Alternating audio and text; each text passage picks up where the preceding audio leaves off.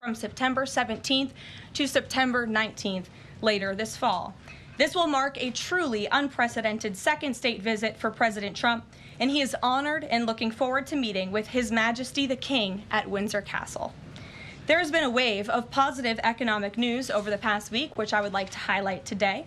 Joe Biden's inflation crisis has been defeated. Prices paid to American businesses for goods and services were flat in June, which is lower than all 50 forecasters in the Bloomberg survey predicted. And core inflation, which is the best measure of inflation, came in lower than expected again in the month of June. Since President Trump took office, core inflation has tracked at just 2.1% overall and has come in below or at economists' expectations every single month. Wages are growing at a strong pace and prices are falling for everyday Americans. We also saw prices for new and used vehicles and airfares drop last month. In addition, prices for gas, fuel oil, energy commodities, hotels, airfare, public transportation, and fresh vegetables are all down over last year. As we said all along, trust in President Trump. The American dream is back, and everyday families are already reaping the benefits of this incredible economic turnaround in just 6 months.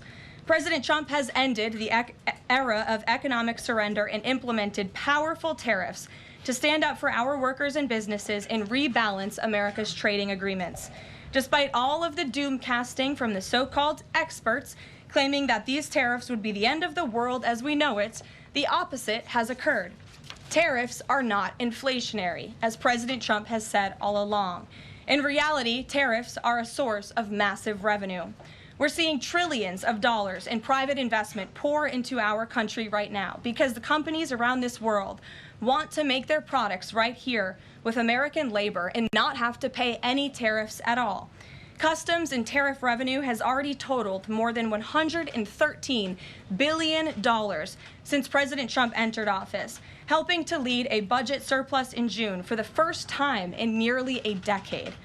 We are truly entering a golden age as a result of these pro-growth and America First trade policies.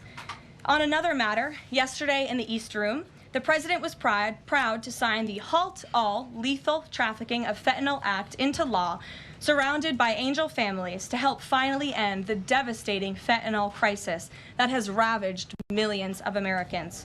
Under the Halt Fentanyl Act, anyone who possesses, imports, distributes, or manufactures any illicit fentanyl-related substances will be subject to criminal prosecution in the same manner as any other Schedule I controlled substance. This legislation will close the loopholes that criminals use to skirt around the law and make it easier for law enforcement to prosecute vicious traffickers who peddle poison in our communities. President Trump has always made tackling the drug crisis a top priority, and this important bipartisan legislation further follows through on that commitment. The complete and total success at our southern border that many in the media in this room continue to ignore is another example of the president keeping his word to families who have lost loved ones due to fentanyl, and it's another win for the American people. Customs and Border Protection just released the final operationalized stats for the month of June, and I must highlight some of these incredible numbers. There were only 6,072 Southwest apprehensions in June, 15% lower than the previous record that this president set in the month of March. To put that in perspective, the Biden administration routinely saw the same number of encounters in a single day, and on many days, that number was more than 10,000 apprehensions at the Southwest border. There were also 0 illegal aliens released along the Southwest border for the second consecutive month in a row. President Trump promised to end the illegal alien invasion, and he has delivered on that promise to the American people in record time. With the border sealed, deportations are ramping up. This past weekend, our brave ICE agents were arresting violent criminal illegal aliens all across the country. ICE Atlanta arrested an illegal alien from Mexico, convicted of attempted rape of a child in North Carolina. ICE Baltimore arrested an illegal alien from Guatemala who was previously convicted for sexual abuse of a minor in Maryland. ICE Houston arrested a criminal illegal alien from Mexico whose previous conviction includes aggravated sexual assault of a child in Texas. ICE Salt Lake City arrested a 32-year-old illegal criminal alien from Mexico who was previously convicted for child abuse and injury. ICE Baltimore arrested a criminal illegal alien from El Salvador convicted in Maryland for possession of child pornography. And ICE San Antonio arrested a criminal illegal alien from Mexico convicted of aggravated sexual assault in Texas.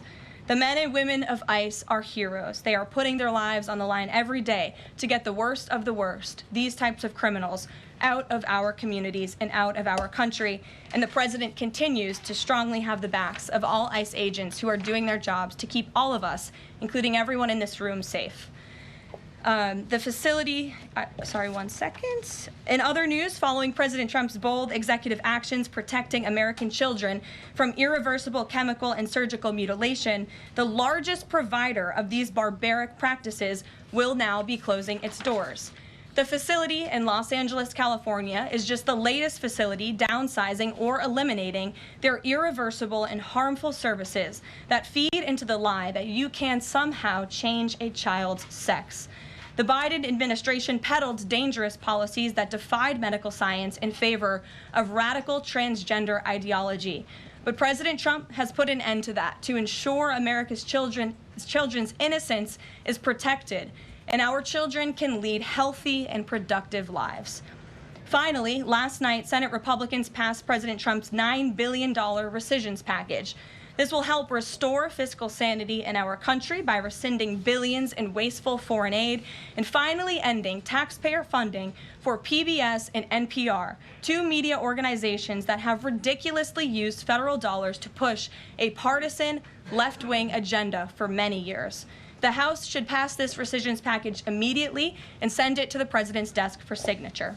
On another note, I know that many in the media have been speculating about bruising on the president's hand and also swelling in the president's legs. So in the effort of transparency, the president wanted me to share a note from his physician with all of you today.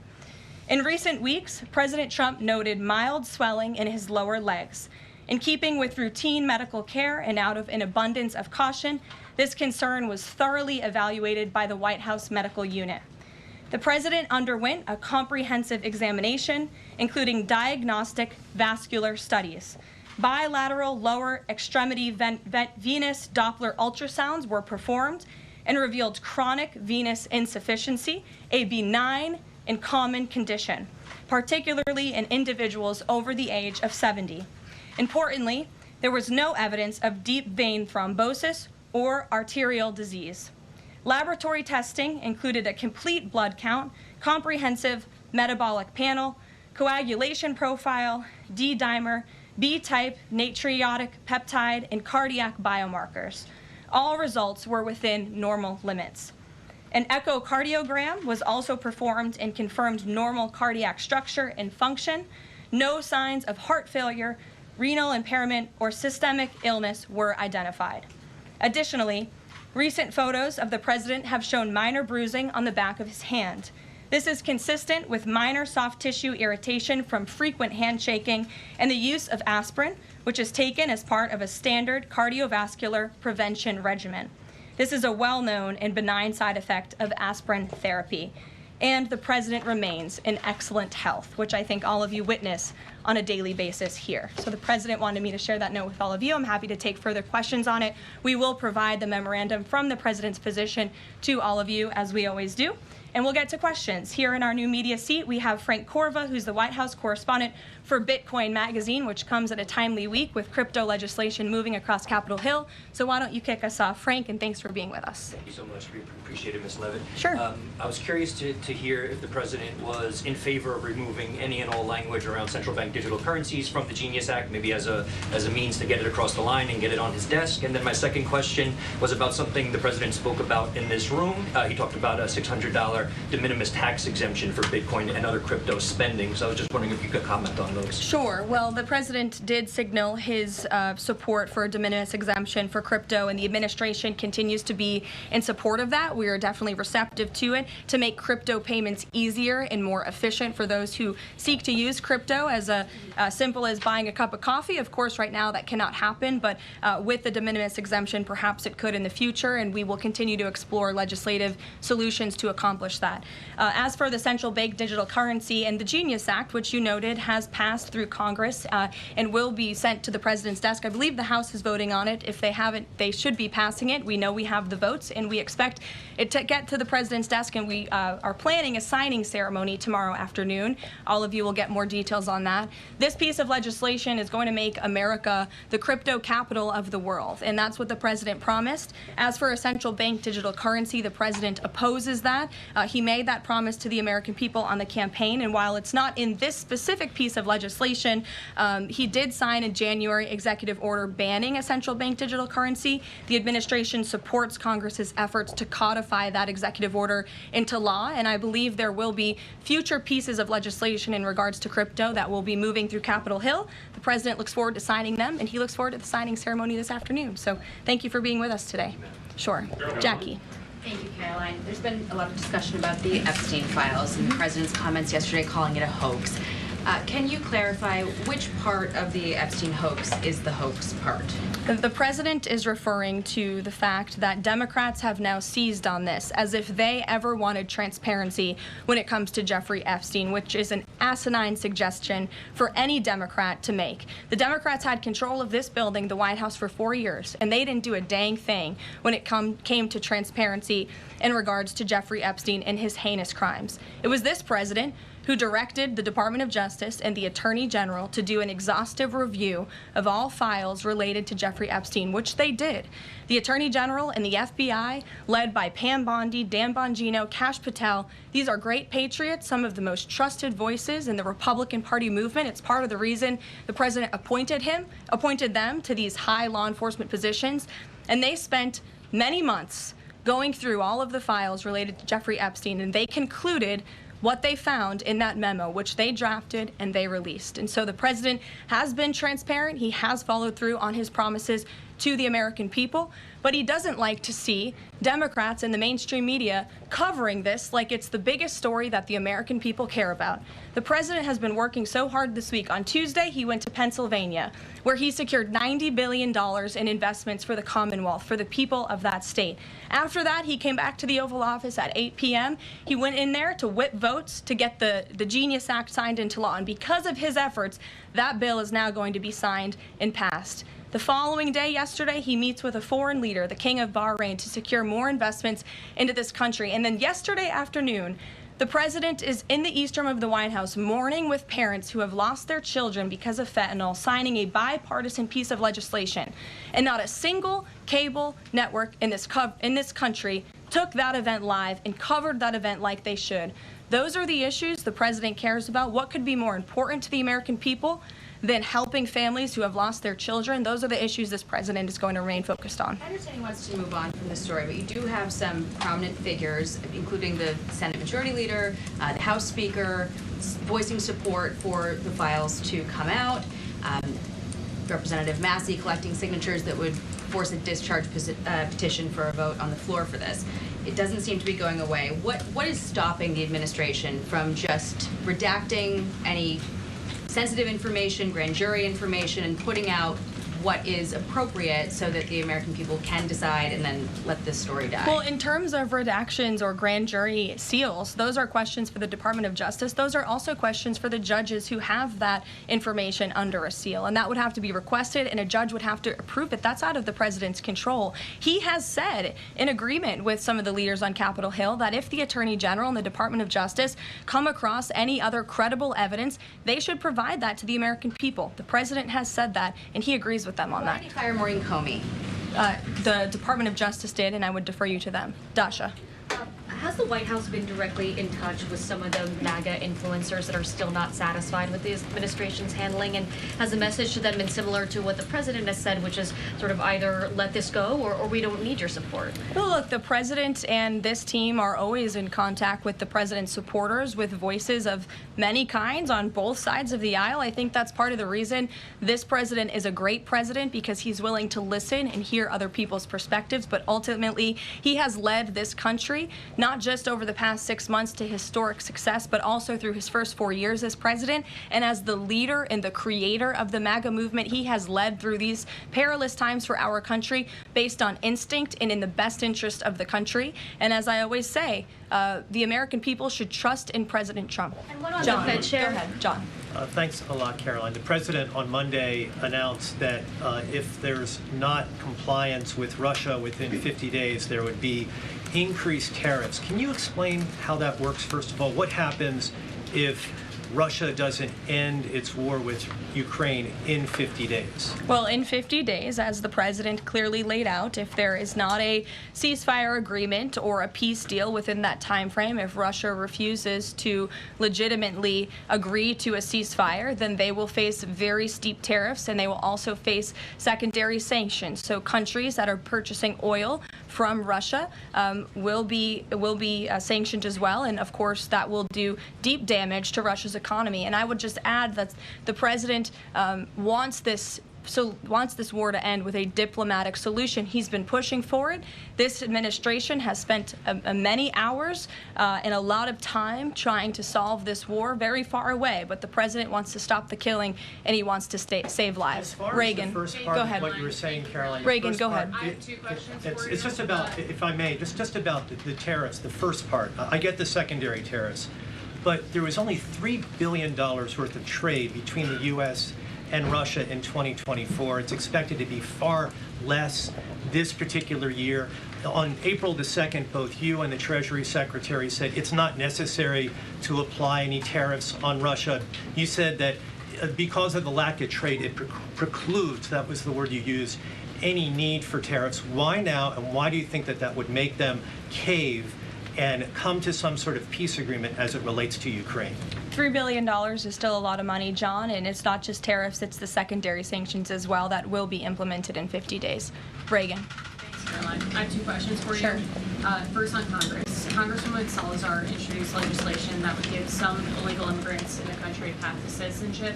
10 Republicans signed on to what she's calling the Dignity Act. I'm curious what the White House's position is on the legislation and if the president would veto this bill if it made it to its desk. From my understanding, the White House nor the president has actually read through this legislation. We've been focused on, of course, the One Big Beautiful Bill, which passed, which is another historic accomplishment of this president in record time. The Genius Act this week, the Recisions package, that's been the focus of the White House. But the president has made it very clear he will not support amnesty for illegal aliens in any way. And I want to give you a chance to respond to the CEO of NPR. She's claiming that the cuts to their network will, quote, be a real risk to public safety of the country. Congresswoman Murkowski has argued that public broadcasting stations save lives. Could you respond to these concerns? The NPR CEO said cutting NPR will be a risk to public safety. I am not sure how NPR helps the public safety of our country, but I do know that NPR, unfortunately, has become really just a propaganda voice for the left. Just a few examples for you. In 2020, NPR refused to cover the Hunter Biden laptop scandal in the run-up to the election. They said their assertions don't amount to much, writing they did not want to waste the listeners' and readers' time on stories that are just pure distractions. That does not sound like an unbiased opinion. That sounds like a partisan opinion to me. And this is a taxpayer-funded organization. In 2018, that same CEO that you're talking about called the president in the Oval Office, who nearly 80 million Americans elected, she called him racist, shared a photo of herself wearing a Biden for President campaign hat, serves on the board of a Soros-funded activist group. In 2020, PBS's White House correspondent at the time characterized President Trump's speech then at Mount Rushmore as a love letter to white resentment, promoting the myth of America. In 2017, PBS devoted an entire panel talking about what it means to be woke and white privilege. In 2023, PBS's Washington Week Roundtable covered up Joe Biden's clear mental divide. That's actually quite the clip. I would encourage all of you to look at it. These are not honest news organizations. These are partisan, left-wing outlets that are funded by the taxpayers. And this administration does not believe it's a good use of the taxpayers' time and money. Ed Lawrence. Yeah, thanks, Caroline. I want to ask you about the Federal Reserve. So does the president believe that the slightly restrictive monetary policy stance right now, could that cause an economic slowdown? And if he does believe that, when? What pause are you referring to? No, could the stance of the monetary policy is slightly restrictive? Does the president believe that that stance, the slightly restrictive stance, could cause an economic slowdown in itself? I haven't heard the president discuss that specifically, but what I do know in regards to the Federal Reserve is the president's been very transparent about his displeasure with both the policies and the management of the Fed, and he spoke about that to all of you pretty extensively in the Oval Office yesterday. And last month, one more if I could. Last month, the Canadian Prime Minister said the president had agreed to a July 21st deadline to sort of work towards a trade agreement. That's 4 days from now. Could there be a trade agreement with Canada in 4 days?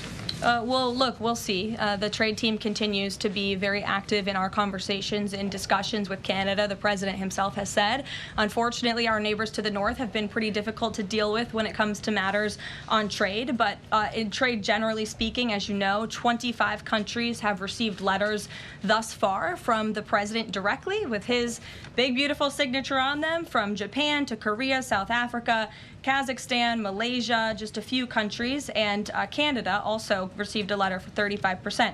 With that said, if countries want to have legitimate further discussions, the Trump administration and the president's trade team are willing to have further talks, but these letters these countries have been receiving are the deals. And as the president has said, those deals will be made. They are tailor-made to each and every country based on the United States' concerns and what's in the best interest of the American worker and the American people. Karoline. Charlie, go ahead. Thank you, Karoline. No, I called on Charlie, but Deanna, you can go ahead too. Go ahead. The president said that he floated the idea of a special prosecutor in the Epstein case. Can you confirm that? And has he asked the Attorney General to do this, to appoint a special prosecutor to look it over? Well, the idea was floated from someone in the media to the president. The president would not recommend a special prosecutor in the Epstein case. That's how he feels. And as for his discussions with the Attorney General, I'm not sure. Deanna. Karoline. Thank you so much. Do you know what the president's reaction was to Mike Johnson saying that he wants additional files released, the Epstein files? Was there a conversation with Mike Johnson about that following his comments? I won't discuss the president's private conversations with the Speaker of the House, but as I answered to Jackie's question earlier, the president has said if the Attorney General and the Department of Justice and the FBI have any more credible evidence in regards to Jeffrey Epstein's crimes, they should put that forward. He has called on them to do that. Sure. Thank you, Karoline. With a few days. I'll go to all of you, starting with the lady in the blue. Go ahead. With a few days to the August 9th deadline, how are the negotiations with Europe going? There's some sticking points. What are they? Can we expect a delay, or should we expect a deal soon? Well, I believe the deadline is August 1st. As for the European Union, they continue to be very eager in negotiating with our country for obvious reasons on ways to lower their tariff and their non-tariff barriers that we have long said harm our workers and our companies. So the president's trade team continue to be in talks with the European Union. Would he accept, or would he put forth a postponement of the August 1st? He's already said he will not. Owen, go ahead. Good afternoon, Karoline. In Gaza today, Holy Family Catholic Church was struck by an Israeli shell. Yes. 3 people were killed, 10 wounded. What is the president's reaction to that church coming under fire? It was not a positive reaction. He called Prime Minister Netanyahu this morning to address the strikes on that church in Gaza, and I understand the Prime Minister agreed to put out a statement. It was a mistake by the Israelis to hit that Catholic church. That's what the Prime Minister relayed to the President, and you should look at the Prime Minister's statement that will be coming. Steve, go ahead. Back to your letter that you read at the beginning. Sure. The President, you said mild swelling in his legs. Is it causing him any discomfort? How are you treating it? Nope, no discomfort from the president at all, and you probably all see that on a day-to-day basis. He's working around the clock. As for the treatments, I can defer to the president's physician, and we'll get you this letter. I think it will answer all your questions. There are reports that a Chinese-born banker who works in Atlanta for Wells Fargo is being prevented from leaving China. Has the president, is he going to bring this up with President Xi? Are you aware of the case? I'm not aware of the case, but I'm sure our National Security Council team is. Steve will get you some answers on that. Thank you. Kristen. Thank you, Caroline. 2 questions. So the first is that President Trump said that the Attorney General only gave him a brief overview of what was in these Epstein files. Does he have knowledge or an understanding of what is in the files related to Epstein that have not been released? Not to my knowledge, and that's a question for the Attorney General, as I said, and the President has told the Attorney General if they have any more credible evidence, they should release it. Is that evidence, would she have to run that by the President before she released it? I don't think so. He said if she has any more credible evidence, she should release it. Your Honor. Go ahead. Thank you. Go ahead, yes. Great. Thank you, Karoline. Two questions. One, today... You can go ahead, Andrew. Don't worry. Today, tens of thousands of folks are rallying nationwide to honor the legacy of Congressman John Lewis. Meanwhile, Republicans in Texas reportedly are working to redraw congressional maps at President Trump's urging. How is President Trump reconciling his call to action for Texas Republicans with the legacy of Representative John Lewis? I'm not quite sure how the two things are related. I think the President would agree that John Lewis served our country for many, many years. It has nothing to do with the redistricting efforts that are currently underway by Texas Republicans to add seats to their legislature. They have the right to do that. The President spoke to the congressmen and women who serve the great state of Texas about it, but it's up to them and it's up to their legislature to get that approved. And Caroline, this is the second question. And does the President support the Justice Department's request for just 1 day in jail for the officer convicted in Breonna Taylor's killing? And what message does he believe that sends to her family and to other families seeking justice in cases of police violence? I haven't talked to the President about that case. Go ahead. Just the President, when the President met the interim President of Syria a couple of months ago, he described him as a young, tough, attractive guy. After the latest clashes in Syria over the last few days, does President Trump still support Syria's interim president? The President still supports Syria's pathway to a peaceful and prosperous country, and you received an update directly from the Secretary of State on the ongoing situation between Syria and Israel. I spoke to him myself this morning to get an update, and as soon as the United States became involved in this conflict, we were able to de-escalate, deconflict. That seems to be continuing. Syria agreed to draw back their troops that were in the area where that clash was ongoing, and we continue to be very actively monitoring the situation. The President wants to see Syria become a prosperous and stable country, and by the lifting of the sanctions on Syria, he's giving them a real chance to do that, and he wants to see that through. Andrew, go ahead. So on Tuesday, the President told a very detailed story about his uncle, noted scientist John Trump, and Theodore Kaczynski, the late Unabomber. He said that Dr. Trump taught Ted Kaczynski. Ted Kaczynski was not identified as the Unabomber until 1996, 11 years after John Trump passed away. It would have been impossible for John Trump to have ever discussed the Unabomber with the President. So what was he talking about? And I have one follow-up. Andrew, with so many issues going on in the world, I'm a little bit surprised you would ask such a question, although I'm not sometimes coming from you, I will say, but I'm willing to give you an answer. Nevertheless, the President's uncle did, in fact, teach at MIT. He was a very intelligent professor. The President's very proud of his family. In fact, the President has a letter from his uncle on the MIT letterhead that sits in the Oval Office dining room. Maybe we'll let you see it sometime. Elizabeth. Caroline, one more on Elizabeth, will the President consider pardoning Ghislaine Maxwell if the Epstein case is a hoax? Okay, I'll start off with the President said last week he would not be getting involved in the New York City mayoral case. If that mayoral race, if that's still the case, given his history drawing a large crowd in New York City, what's his reason for staying out of it in that way? Well, look, I think the President reserves the right to get involved in races or not get involved in races, and he's made the decision not to weigh in on the New York mayoral race, as you rightly pointed out, although he has gone as far to say he absolutely does not want to see Zemdami elected, who is a known communist who supports the abolishment of private property, the defunding of police. He has made very well-known anti-Semitic statements. It would be a disaster for New York and for this country, and I think it's quite telling that this individual, a known communist, has been spending time in Washington this week meeting with leaders on Capitol Hill. This is truly where the Democrat Party is headed. Clearly, they learned nothing from November 5th in the President's overwhelming victory. Mary, go ahead. Thank you, Caroline. I want to backtrack to the hospitals that have stopped providing transgender surgeries and hormones for kids.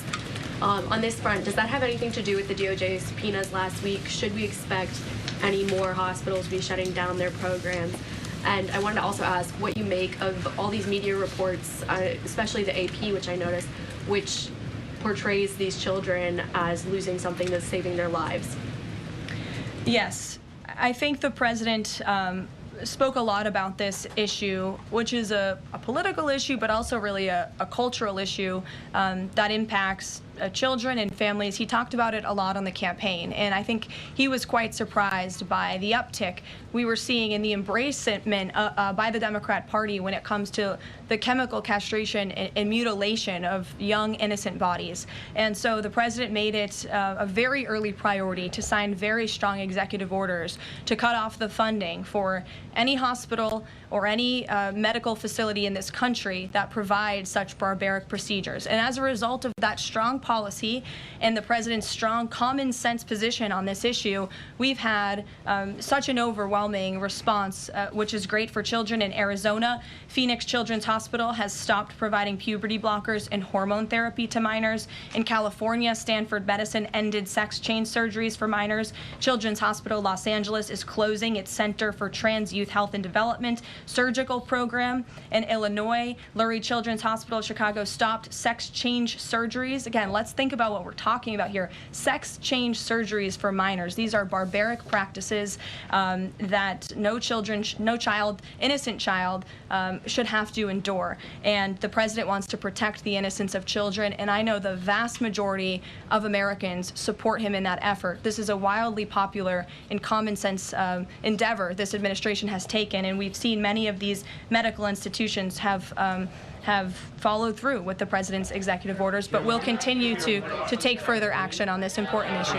Garrett. I too, if you'll indulge me, Sure. on the rescissions package, I wonder what the White House makes of this theory that it increases the odds of a shutdown. The theory is basically, why would any Democrat vote for a bipartisan spending deal with Republicans if Republicans can turn around and claw the money back the next day? Look, $9 billion worth of crap that it was in our federal funding that is now being rescinded. This is a good thing for the American people and the American taxpayer, and I think our Office of Management and Budget Director was saying this process should be more bipartisan. Democrats, there was a time in this country where Democrats too cared about getting rid of waste, fraud, and abuse in our federal spending. I think every American agrees the government spends way too much money on things that don't matter. Some of those things include PBS and NPR, or for instance, the Democracy Fund, which was funded to the tune of $83 million through the Department of State, but they were giving hundreds of thousands of dollars for gender equality and empowerment hubs in Yemen, $3.9 million for strengthening information integrity, equality, and democracy for LGBTQI population of the Western Balkans. These are not good uses of the taxpayer funds, and Republicans are proud to lead that effort, and we wish more Democrats would join us in that. I wanted to follow up on the Maureen Comey question just to clarify. Did the White House have any knowledge, or did the president sign off on her firing? This was a decision that was made by the Department of Justice. There was an agreement that was made between Immigration and Customs Enforcement and the Centers for Medicaid and Medicare Services regarding access to Medicaid information for 92 million Medicaid recipients around the country. That includes health information. So how does that not violate HIPAA violations and privacy concerns, for example, of American citizens? I'm going to have to defer you to Immigration and Customs Enforcement on that. I'm unfamiliar with that agreement that they made. Caroline. Thanks, Caroline. 2 questions. Russ Vought said today he's going to be looking into cost overruns in the Fed's renovation projects. Is there a deadline for him to come back with findings to the president? I don't believe there's a deadline the president has set for Russ Vought, but I think, again, this is a good use of taxpayers' time to look into this project that is millions and millions of dollars over budget. It's for a big, beautiful mansion for the federal chairman, reserve chairman, and I understand that it costs much more than it did the beautiful palace that many of you joined us at when we went overseas. So it's completely unnecessary, it's overpriced, and I think it's a good thing the administration, led by the president, is looking into it. If there were to find wrongdoing or fraud, would the president reconsidering firing Jerome Powell? Look, it's a hypothetical question. We'll see where it goes. The president spoke about how he feels on this matter yesterday. Sure. Thank you so much, Caroline. So we saw Ambassador Huckabee arrive to Prime Minister Netanyahu's trial to show his support. Does the president plan to impose any kind of sanctions against the Israel judicial system? I don't have any update for you on that or any announcement on that front. I don't believe so. Does the president believe that justice has been served in the Epstein case? Look, the president believes that he directed the Department of Justice to do an exhaustive and thorough review, and they did that. And they all agreed, the FBI director, the deputy FBI director, the attorney general, on the memo that they drafted and they released. Thank you, Karoline. Just a follow-up on Reagan's question. Representative Salazar's bill, it grants illegal aliens with legal status for 7-year increments. It also gives permanent path to residency for so-called dreamers. And, you know, President Trump and Labor Secretary Chavez, who previously co-sponsored a version of this bill when she was in the House, they've spoken about a work deal similar to the bill, I believe. What's the difference between a work deal and amnesty? Look, as I told Reagan, the president, the White House have not reviewed this specific piece of legislation. It's just not where our focus has been. But the president, for one, has been very clear he does not support amnesty. We'll go to, oh, look at some friends in the back. Brian, go ahead.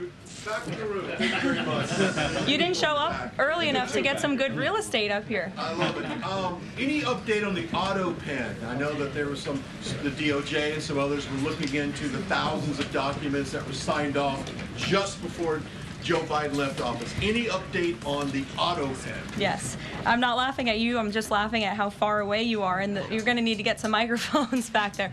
On the auto pen investigation, yes. The White House counsel's office has launched their own investigation into former President Biden's usage of the auto pen.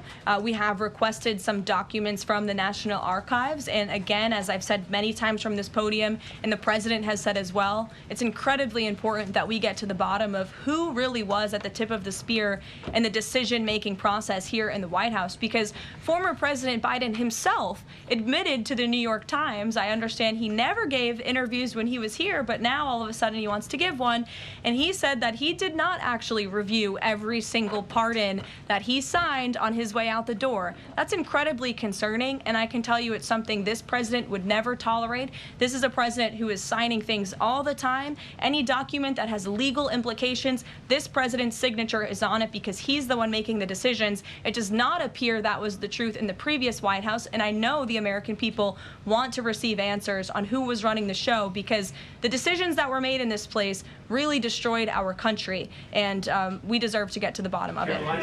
Mark, in the back. Thanks. Some Christian groups are complaining that they are not able to get visas as quickly to travel to Israel, and it's been elevated to Ambassador Huckabee's station. Is the White House aware of that? Does it have any reaction to that? And is that part of the president's disappointment with Netanyahu and his government? Look, I'm not aware of that, Mark, but I'm sure, again, our National Security Council is, and also the State Department. As you know, travel visas roll through Secretary Rubio's shop over there, whom we work very closely with. So we will check in on the matter. But I know overall this president and the administration do want to streamline the visa process to make it easier for both Americans who want to travel abroad and people abroad who want to come to our country the legal way. Sure. Go ahead. I was going to the gentleman above you, but go ahead, Libby, and then you can go. Sorry. Okay, 2 questions for you. The first is, during the Hill Nation Summit, Secretary Noem suggested there could be some changes to TSA's liquid limits. Is the president aware of that? Is that an idea that he's backing? And what would that timeline and the changes look like? Sure. I would defer you to the Department of Homeland Security, but I did see Secretary Noem's comments, and I think it's great that on day 1 she asked TSA, what are we doing right? What are we doing wrong? How can we make air travel more efficient while maintaining utmost security for American passengers and travelers? And I know they announced no more shoes, or you don't need to take off your shoes anymore at the airport, which I think is welcome news to all of us who travel a lot. But further guidance or decisions, of course, that's in the Secretary of Homeland Security's overview, and I would defer to her. And the other question for you is on Bondi and Burgum's trip today to Alcatraz. I'm curious what the funding is going to look like for that, and who the president does want to see incarcerated there if it were to become Sure. Well, this was an idea of the president. He spoke about it in May, and he directed his administration to review a reopening plan for Alcatraz if it is possible, which is why the Attorney General and the Secretary of Interior have traveled there today. They are touring the site, and if the Alcatraz prison is reopened, it would be under the purview of the Bureau of Prisons, and the Secretary of Interior also would play a big role in this as well. So they're there to review the site today, and I'm sure you'll hear more from them on it later. And just to follow up, Libby, on who the president wants to see housed in Alcatraz, the worst of the worst criminals in this country, both American criminals who convict heinous crimes, but also illegal alien criminals before deportation as well. Sure. Go ahead. The State Department yesterday urged the Chinese Communist Party to cease its campaign to eradicate Falun Gong, a peaceful spiritual practice. With the anniversary of this brutal persecution approaching, does the White House have a message for the CCP on this? Well, I will get you one, and we will get back to you. Go ahead. We'll take. Go ahead, and then go ahead. Sure. I've never called on you. Why don't you go ahead? In the red tie. Me. Dr. Harper behind. Thank you. Yes. Go ahead. Go ahead. Me. Thanks. Yes. Thank you, Caroline. Yes, you. What's your name? My name is Matias. Thank you. What's your outlet? I'm for Record TV, Brazil. Great. Brazil's President Lula recently said that President Trump was elected to govern the United States and not to act as the emperor of the world. And he also emphasized that Brazil is open to negotiation. I'd like to hear what you have to say about it, what the administration has to say about it, and specifically what areas are currently open to negotiation in the light of the 50% tariffs that were announced. Sure. The president is certainly not trying to be the emperor of the world. He is a strong president for the United States of America, and he's also the leader of the free world. And we've seen a great shift across the entire globe because of the strong leadership of this president. In regards to Brazil, the president sent a letter to Brazil announcing their new tariff percentage. He also directed our USTR ambassador, Jamison Greer, to launch an investigation of Brazil under Section 301 of the Trade Act of 1974, designed to address unfair foreign practices that are affecting U.S. commerce. For years, we know Brazil's digital regulations and weak IP protections have undermined U.S. tech and innovative companies, and their tolerance of illegal deforestation and other environmental practices puts American producers, manufacturers, farmers, and ranchers who follow better environmental standards at a competitive disadvantage. So this president always acts in the best interest of the American people and the United States of America, and he will continue to do so. Thank you very much, everyone. We'll see you later. I appreciate the enthusiasm today.